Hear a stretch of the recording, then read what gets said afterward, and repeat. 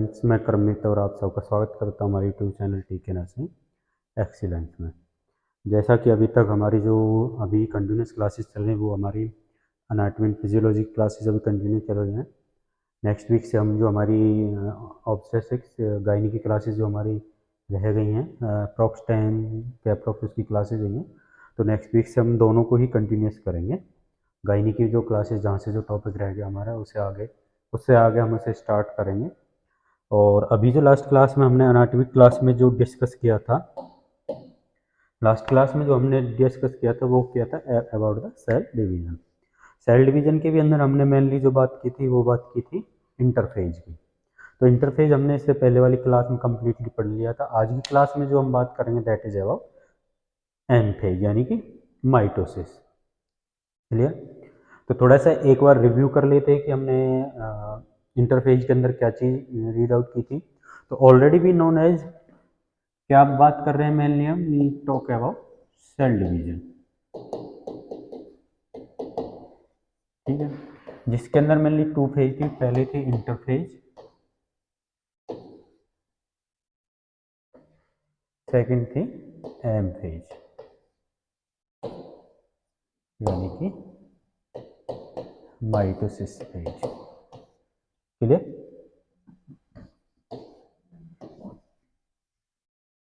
अभी तक की क्लास में जो हम बात कर चुके हैं वो हम बात कर चुके हैं इंटरफेज की। इंटरफेज के अंदर हमने ऑलरेडी देखा था, कुछ फेजेस देखी थी, G1, G0, S phase and G2 phase. ये कुछ और ही हो गया। Next G2 phase. तो ये कुछ इसकी सब फेजेस थी किसकी, इंटरफेज की। G1, G0, S phase, G2 phase, जिनके अंदर हमने देखा था कैसे कि सेल ने ग्रोथ किया था। जैसे कुछ सेल्स हमारी लैप कर गई थी या क्विट कर गई थी सेल डिवीजन को, उसके बाद उन्हीं सेल जो कंटिन्यूस ग्रोथ कर रही थी उन्होंने क्या किया था, डीएनए का रेप्लिकेशन किया था सिंथेसिस फेज में। और G2 फेज के अंदर जो सेल थी वो रेडी हो गई थी to move on M phase. Clear? तो अब हम बात करने वाले हैं आज की क्लास में, जो हम मेन बात करने वाले that is M phase of cell division. तो अच्छे से समझेंगे इसके बारे में। एक दो क्वेश्चन हैं जहाँ से चांसेस होते हैं आपके, चाहे कोई भी नर्सिंग का कॉम्पिटिटिव एग्जाम है या कई बार मेन तो जो सेल डिवीजन आता है वो आपके नीट का पार्ट है, is the part of 11th and 12th। But हम दोनों के ही देखेंगे कहाँ से चांसेस होते हैं क्वेश्चन बनने के कॉम्पिटिशन में। चलिए, तो अब स्टार्ट करते हैं हमारा एम फेज।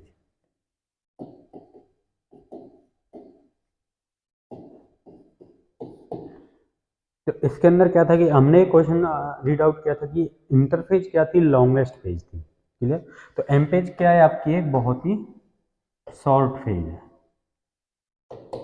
मैंने आपको एक चीज बताई कि जो आपकी अप्रॉक्स सेल्स होती है, जितनी भी सेल्स होती है वो अप्रोक्सीमेटली कितने आवर्स के अंदर, with in 24 hours, with in 24 hours क्या कर लेती हैं, सेल डिवीजन। या फिर एवरी 24 आवर्स के अंदर हमें सेल्स के अंदर क्या देखने को मिलता है, सेल डिवीजन या फिर सेल साइकिल। तो एम पेज क्या है, it is a shortest phase. Next, और क्या इनके इसके अंदर क्या देखा जाए, it is the part of real cell division. क्या देखने को मिलता है, रियल सेल डिवीजन। और होते क्या इस पेज के अंदर, mainly we have seen cell divide into, cell किस में डिवाइड हो जाती है, two identical daughters.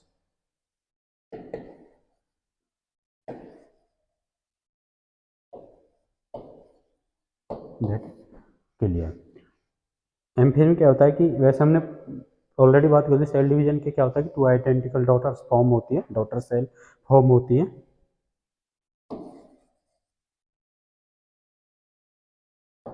Daughter cells form होती हैं। एम पेज क्या है, शॉर्ट है पेज, रियल सेल डिवीजन होता है।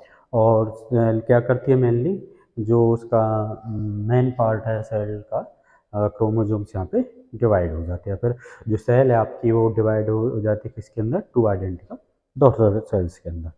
तो अब वन बाई वन हम बात करेंगे एक इमेज के उससे, इमेजिकली हम देखते चले जाएंगे कि कौन कौन सी फेज होती हैं। तो इसके अंदर जो सबसे पहली फेज होती है दैट इज प्रोफेज। आज की क्लास में जो मेनली बात करेंगे that we talk about only mitosis. Meiosis की हम इससे नेक्स्ट क्लास में बात करेंगे। तो आज स्पेसिफिकली भी केवल और केवल हम इसके बारे में बात करेंगे प्रोफेज के बारे में, सॉरी माइटोसिस एम फेज के बारे में। प्रोफेज के बाद कौन सी होती है, next is metaphase.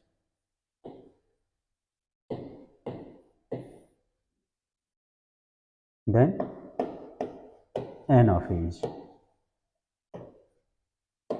Then telophase.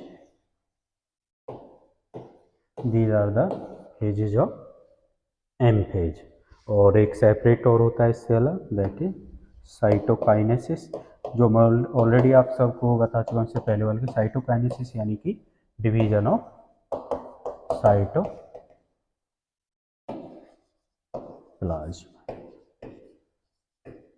क्या देने को मिलता है, साइटोप्लाज्म का हमें डिवीजन देखने को मिलता है।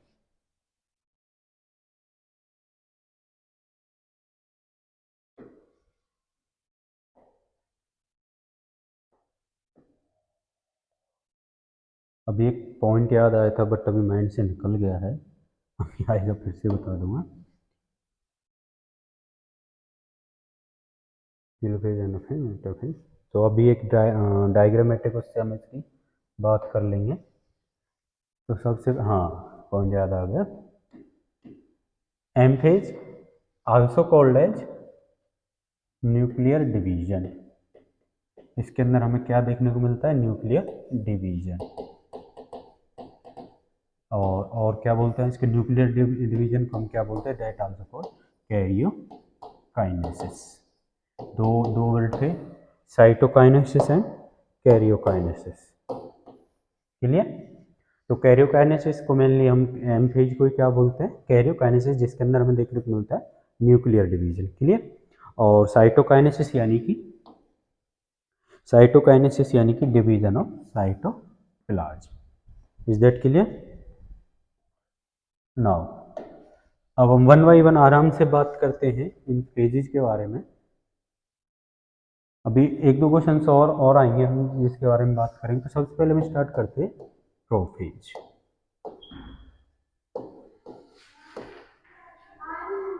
तो प्रोफेज के अंदर हमें मेनली क्या देखने को मिलता है, प्रोफेज के अंदर हमें देखने को मिलता है, ये बेसिकली आपकी दो फेजेज में डिवाइड होती है। एक होती है अर्ली प्रोफेज, एक होती है लेट प्रोफेज।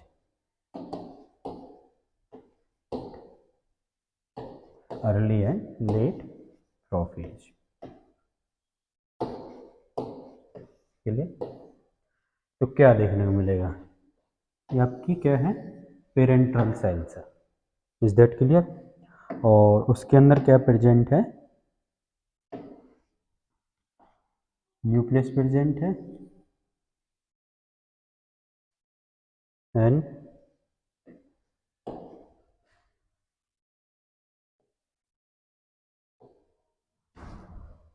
क्रोमोसोम प्रेजेंट्स हैं।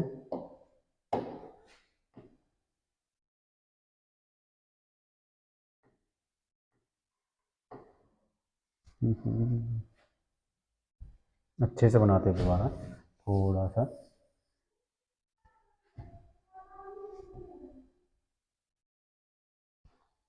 बेसिकली हम जर्नल बात कर लेते हैं पहले प्रोफेज के बारे में। प्रोफेज के बारे में हमें क्या देखने को मिलता है, सबसे पहले क्या होता है कि जो आपका न्यूक्लियोलस क्या होता है, इसके अंदर न्यूक्लियोलस डिसअपियर हो जाता है। ठीक है।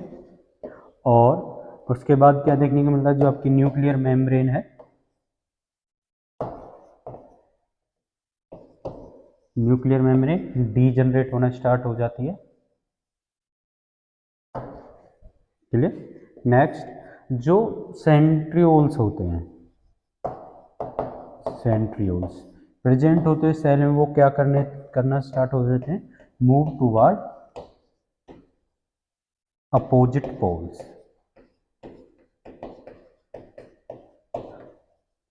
सेंट्रियोल्स मैंने आपको बताया था ऑलरेडी, सेंट्रियोल्स और सेंट्रोसोम जो भी थे वो कहते हैं एक पेयर्ड स्ट्रक्चर होती है, और तो वो क्या करना स्टार्ट कर देते हैं, move toward opposite pole of cell. Clear. अब यहाँ पे हम बात कर लेते हैं, एक इमेज के अकॉर्डिंग हम समझ लेंगे। तो ये क्या क्या क्या चेंजेस हमें देखने को मिलते हैं।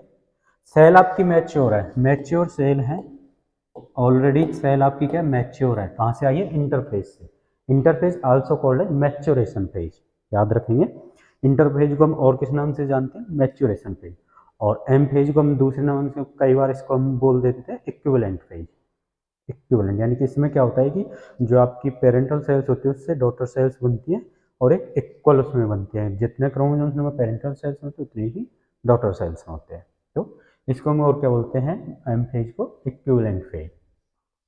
मैच्योर सेल्स, मैच्योर सेल आपकी डीएनए रेप्लिकेट उसके अंदर हो चुका है, क्रोमोसोम रेप्लिकेट हो चुका है। और उसके बाद उसमें क्या क्या चेंज होंगे, जो आपका न्यूक्लियोलस है, न्यूक्लियस के अंदर प्रेजेंट होता है, वो डिसअपियर होना स्टार्ट हो जाएगा। न्यूक्लियर मेम्ब्रेन है वो डीजनरेट होना स्टार्ट हो जाएगी, और जो आपका सेंट्रियोल है वो move toward the opposite pole. अब एक इमेज के द्वारा समझने की कोशिश करेंगे, इजीली ड्रॉ करेंगे साथ के साथ। ये आपकी कौन सी हो गई, अर्ली प्रोफेज, और ये कौन सी होगी, यहाँ पे हम ड्रॉ कर लेते हैं लेट प्रोफेज। क्लियर। ये जो आपके चेंजेस हैं न्यूक्लियस, ये आपके अर्ली प्रोफेज के चेंजेस हैं।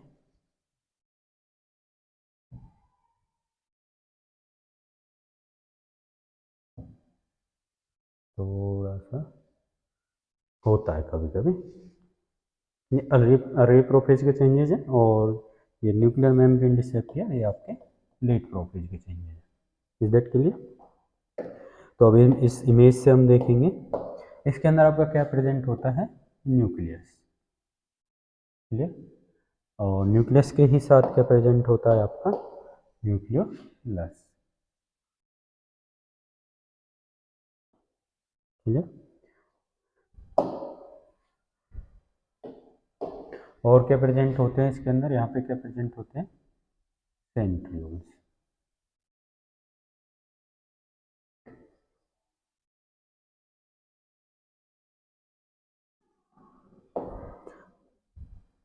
ये कलर लेते हैं, सेंट्रियोल्स प्रेजेंट होते हैं, और न्यूक्लियस के सेंटर में क्या प्रेजेंट होता है, क्रोमोसोम्स।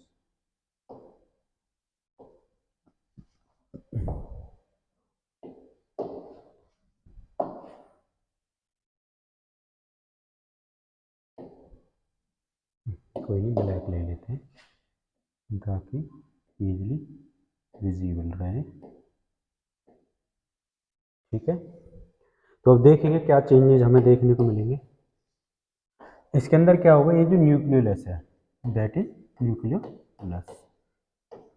तो अर्ली प्रोफेज में क्या होगा, जो आपका न्यूक्लियोलस है वो क्या हो जाएगा, डिसअपियर हो जाएगा। Is that clear. और जो आपके सेंट्रियोल्स हैं वो क्या करेंगे, मूव करना स्टार्ट कर देंगे, move toward opposite poles.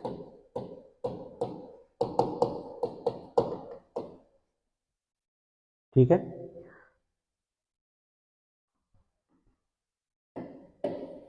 Next क्या होगा, जो अब लेट प्रोफेज में क्या होगा, जो आपकी न्यूक्लियर मेम्ब्रेन है वो भी क्या हो जाएगी, डीजनरेट होना स्टार्ट हो जाएगी।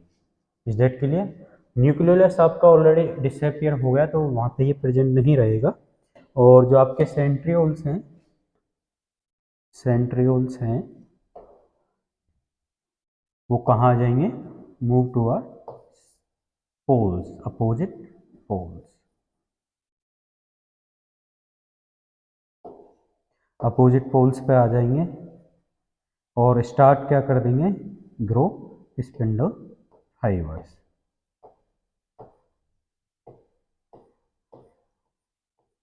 इनिशियल यानी कि स्टेज इनिशिएट हो जाएगी स्पिंडल फाइबर्स का ग्रो होना। न्यूक्लियर मेम्ब्रेन आपकी डिसअपियर होना स्टार्ट हो गई इसमें। देन यहाँ पे क्या प्रेजेंट था आपका, क्रोमोसोम्स।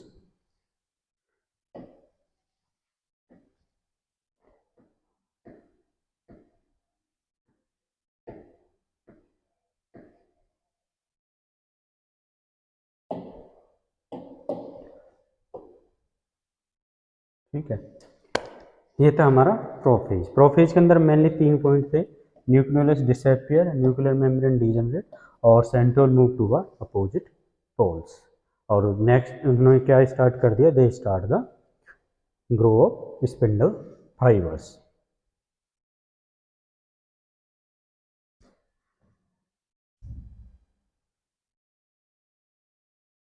देन इसके बाद कौन सी फेज स्टार्ट होती है, दैट इज अवर मेटाफेज।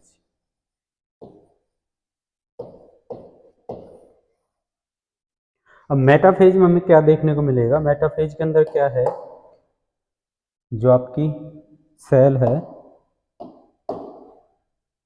अच्छे से यहाँ पे डायग्राम ड्रॉ करेंगे।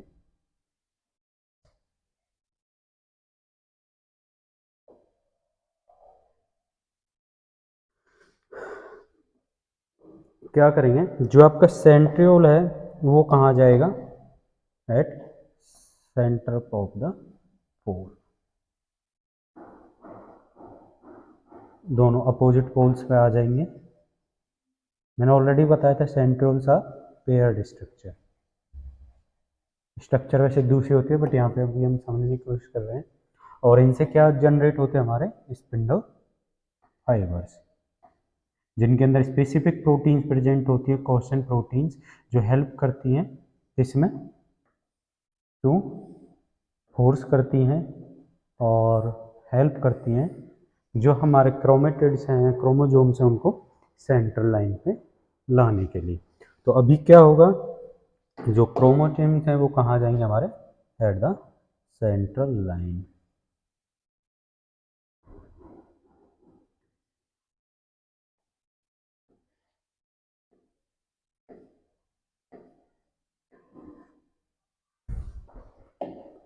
समझेंगे।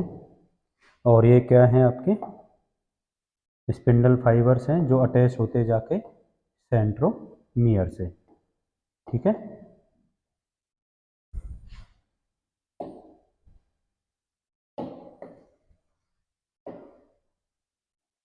इमेज चेंज कर देते हैं, जैसे कलर की इमेज हमने वहाँ पे बनाई है वही बनाएंगे हम, ताकि इजीली अंडरस्टैंडेबल रहे। ठीक है भैया, पिंक है, ब्लैक है, रखना ही है। ओके, तो यहाँ से क्या अटैच होते हैं, आपके स्पिंडल फाइबर्स। और जिस साइड से स्पिंडल फाइबर्स अटैच होते हैं, that side is called kinetochore. याद रखना। अब जो मैं इंपॉर्टेंट बताने वाला हूँ, कौन से 2 क्वेश्चन आने वाले हैं, अब हम डिस्कस कर लेते हैं कि कौन कौन से चेंजेस हमें देखने को मिलते हैं मेटाफेज के अंदर। तो मेटाफेज में क्या होगा, जो आपके क्रोमोजोम्स हैं वो कहाँ जाएंगे, एट द सेंट्रल अलाइन। कहाँ आ गए, सेंट्रल अलाइन पे आ गए। क्यों आ गए, ड्यू टू द फोर्स। कहाँ से लगा था फोर्स, स्पिंडल फाइबर से। स्पिंडल फाइबर से फोर्स लगा था, तो उन्होंने क्या किया, ये जो क्रोमोसोम्स हैं इनको खींच कर कहाँ कर दिया, सेंट्रल लाइन पर, central line of the cell, central align पर। इसलिए इसको क्या बोला जाता है, एक तरीके से इक्विवेलेंट फेज। अभी मैं समझाऊँ क्यों बोलते इक्विवेलेंट। स्पिंडल फाइबर कौन सी प्रोटीन प्रेजेंट होती है, याद रखना, नीट के लिए स्पेसिफिक क्वेश्चन है, दैट कॉल्ड कोहेशन प्रोटीन।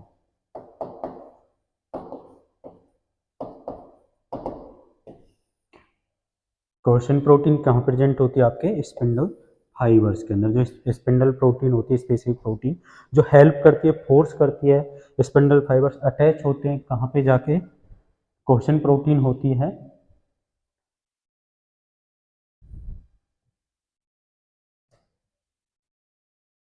थोड़ा सा मैं यहाँ कर देता हूँ। फर्स्ट क्लियर है ना प्रोफेज। अभी हम बात कर रहे हैं मेटाफेज के बारे में।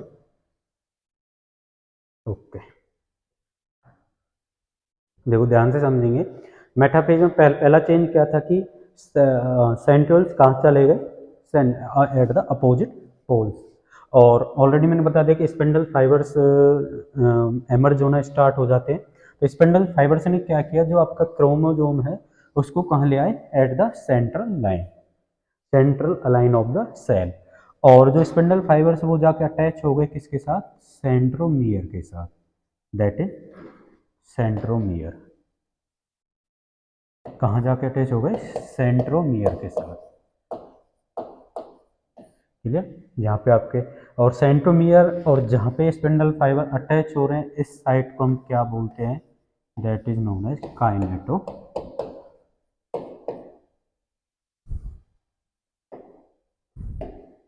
काइनेटो कोर। स्पेलिंग लिख लेना ध्यान से, काइनेटो कोर। ये तो हो गया उसके बारे में। अब जिस प्रोटीन की मदद से आपका स्पिंडल फाइबर इस सेंट्रोमियर के साथ अटैच हो रहा है, या जिस फोर्स के कारण सेंट्रियोल्स ने इस क्रोमोजोम को सेंट्रल लाइन अलाइन किया है with the help of spindle fibre, कौन सी प्रोटीन होगी, दैट इज कोहेसिन प्रोटीन, याद रखेंगे। और इस साइट को हम क्या बोलते हैं, दैट इज कॉल्ड एज, अच्छे से लिख देते हैं यहाँ पे, that is known as kinetochore. तो दो क्वेश्चन यहाँ से मेन थे, कई बार ये किसी भी कॉम्पिटेटिव नीट में पूछे जाते हैं, नर्सिंग के कॉम्पिटेटिव एग्जाम के भी अंदर पूछे जाते हैं। तो मेटाफेज के अंदर हमने चेंजेस देख लिए, जो आपके पेरेंटल सेल्स है वो कहाँ गए, एट द सेंट्रल लाइन पे आ गए, और वो अटैच किसके साथ है, उसके साथ। अब जैसे ही स्पिंडल फाइबर ने कोशिन प्रोटीन्स ने क्या किया, उसको फोर्स करना स्टार्ट किया, फोर्स करेंगे किसके लिए, स्प्लिट होने के लिए। तो आपका सेंट्रोमियर क्या हो जाएगा, दैट डिवाइड सेंट्रोमियर, या बोल सकते हैं आपके क्रोमोसोम डिवाइड होना। यहाँ से जो नेक्स्ट पेज आएगा एनाफेज के अंदर, वो आपके daughter parental cells daughter cells में डिवाइड हो जाएंगे और दोनों अपने अपने अपोजिट पोल्स की तरफ मूव करना स्टार्ट कर देंगे। Is that clear?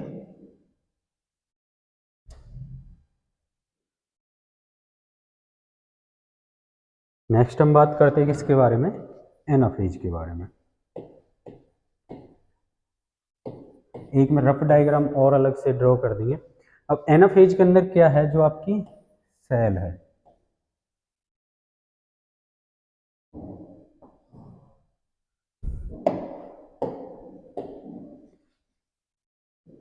हाँ एक चीज़ और देख लेंगे। यहाँ पे क्या आपके न्यूक्लियस सारी चीज़ें डिसअपियर हो चुकी हैं, स्पिंडल फाइबर अटैच हो चुका है। अब जैसे ही उनको फोर्स करेगी आपकी कोशिन प्रोटीन स्पिंडल फाइबर्स को, सॉरी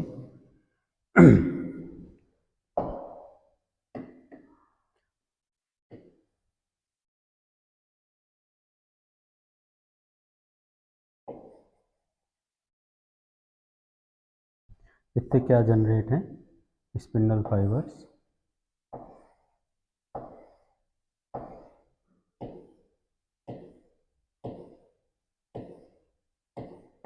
ठीक है।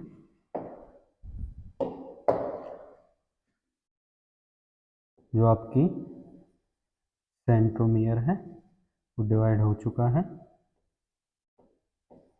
और मूव करना स्टार्ट कर देगा टुवर्ड द सेंटर, क्लियर।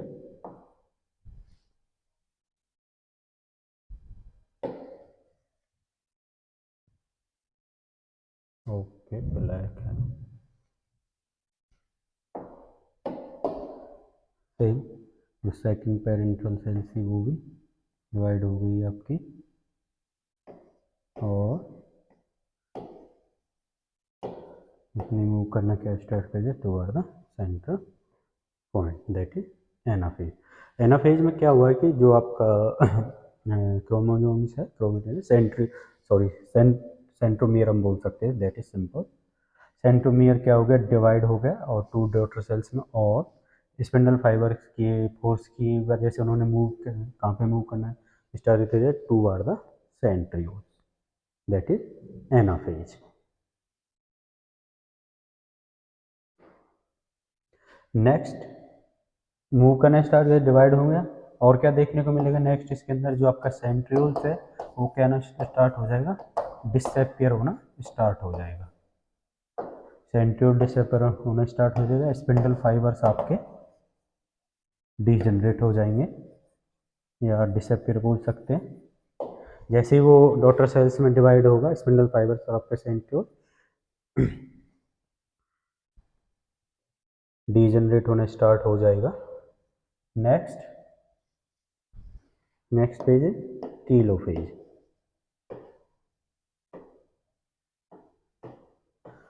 अब टीलोफेज में क्या होगा, जो आपका सेल मेम्ब्रेन है, सेल मेम्ब्रेन क्या हो जाएगी, डिप्रेस्ड होना स्टार्ट हो जाएगी। Cell membrane start depressed.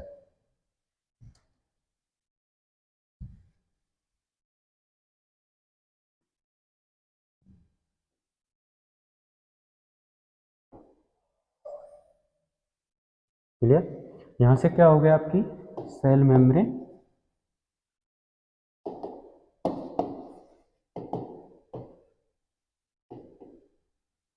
Depressed होना स्टार्ट हो जाएगी और रीडेवलपमेंट स्टार्ट हो जाएगा, या फिर रीडेवलपमेंट स्टार्ट हो जाएगा आपके एनवलप का, न्यूक्लियस एनवलप। न्यूक्लियस एनवलप और आपके दोनों सेल्स के अंदर क्या होंगे, equal number of chromosomes to parental cells. जितने पेरेंटल सेल्स के अंदर क्रोमोसोम्स नंबर होते हैं उतने ही आपके डॉटर सेल्स के अंदर प्रेजेंट होंगे।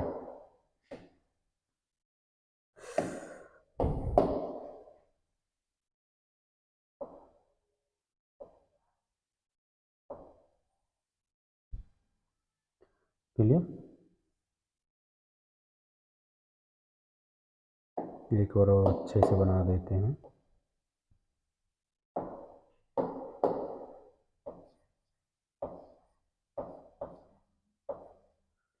किस में डिवाइड हो गए, टू डॉटर सेल्स के अंदर, आइडेंटिकल डॉटर सेल्स के अंदर, और सेल मेम्ब्रेन आपकी डिप्रेस्ड होना स्टार्ट हो गई।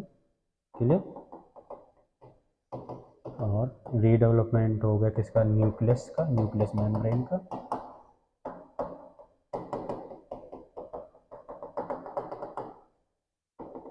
जैसे ही डिप्रेस्ड होगी उसके बाद नेक्स्ट फेज क्या देखने को मिलती है हमें, दैट इज साइटोकाइनेसिस। इसके अंदर क्या होता है, जो आपका साइटोप्लाज्म होता है वो भी डिवीजन स्टार्ट कर लेता है। साइटोप्लाज्म माइटोकॉन्ड्रिया थी, यानी कि सेल ऑर्गेनेल्स और साइटोप्लाज्म डिवीजन करता है, और जिसके साथ ही हमें क्या देखने को मिलता है, two identical daughter cells. Telophase के क्या बाद क्या होता है कि जैसे ही आपकी सेल मेम्ब्रेन डिप्रेस्ड होती है, साइटोकाइन यानी कि साइटोप्लाज्म डिवाइड हो जाता है और हमें देखने को मिलता है two identical daughter cells, equal number of chromosomes.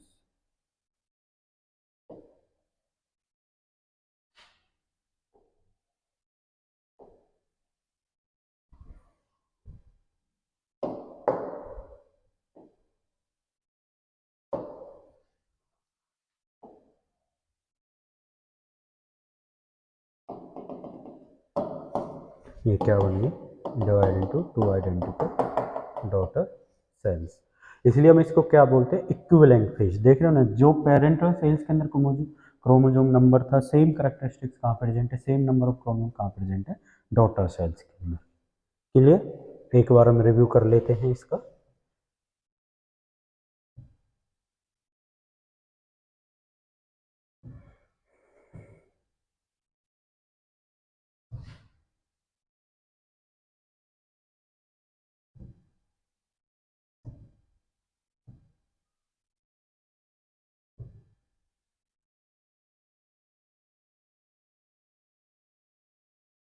एक ही स्लाइड के अंदर काफ़ी चीज़ें इन्वॉल्व हो चुकी हैं। तो यहाँ से था हमारा प्रोफेज से, देखते जाएंगे वन बाई वन। प्रोफेज को हमने दो फेजेज के अंदर डिवाइड कर दिया था, early and late.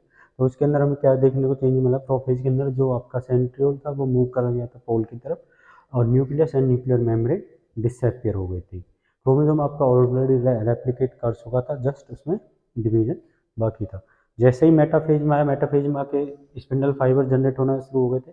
Spindle fibres attach हो गए थे किसके साथ, सेंट्रोमियर के साथ, सेंट्रोमियर के साथ अटैच हो गए थे और उन्होंने क्या कर दिया था, जो आपके क्रोमोजोम्स थे, क्रोमोजोम्स थे उनको कहाँ ला के खड़ा कर दिया था, सेंट्रल लाइन यानी कि align of the central align of the cell.